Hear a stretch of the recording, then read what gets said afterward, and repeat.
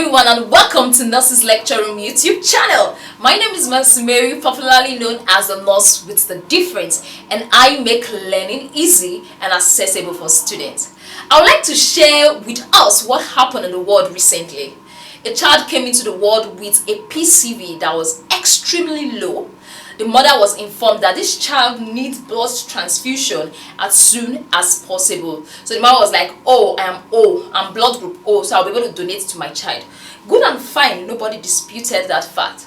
So samples were sent to the lab and it came out that the mother was O positive and the child was O negative.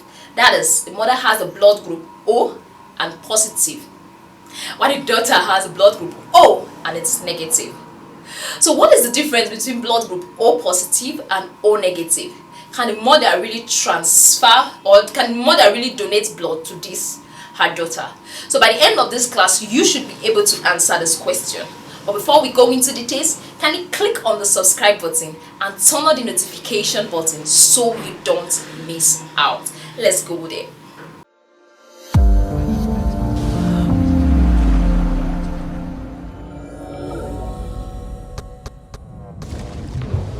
Welcome back to our class. Today we're going to be talking about the Rhesus factor. We are having a lot of instances where people say, Nurse Miss Mary, what is the difference between O positive and O negative? I am O positive, this is O negative. I am A positive and this is A negative. It's simple, it's very simple. The Rhesus factor determines if you are A positive or A negative. The presence of the Rhesus factor in your bloodstream actually signifies that you are A positive, O positive, B positive. Then the absence of the Rhesus factor gives you the negative sign. So any individual that has the positive factor simply means his Rhesus is present. So that's why you hear people say, I'm A positive, I'm A positive, I'm AB positive, the Rhesus is there. But if the Rhesus factor is not there, that person is A negative. So that's the major difference between the O positive blood we are talking about and the O negative blood we are talking about. The question that comes to your mind is, can that O positive mother transfuse blood to the O negative child? So this diagram on the board will help you understand that better. For example, this is an O positive mother and this is an O negative. The child is O negative. They want to do blood transfusion. During the first blood transfusion, no harm might be done. The child might survive it. The child might live happily ever after. Let me tell you what happened.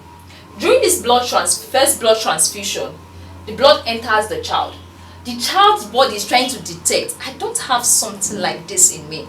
I don't have something like this in me. I have to fight. This is strange. This is a foreigner. Because this thing is not here.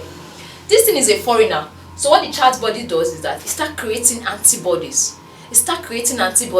And the antibodies created during that first transfusion might not be enough to fight back. So the child does, everything goes normally and the blood is there. Then during the second transfusion, still the O positive into the child like, this thing came before, I was trying to fight it but I could not fight, it's a stranger. So the antibodies increase and the child is able to fight, like is able to react, and there's reaction and there's kata, there's problem during that blood transfusion because the child's blood takes this O positive blood as a stranger. You know, the body is meant to fight and defend us. You know, the body system is meant to fight, to defend us, to prevent foreigner, to prevent strangers from attacking us. So that's what the child's blood is seeing. The child blood is seeing this positive sign in it as strangers. At first, it creates what? Antibodies. When it creates these antibodies are not strong enough to attack. So everything goes well and like, hey, thank God my child is fine. Then when they try it again, the child might not go scot-free.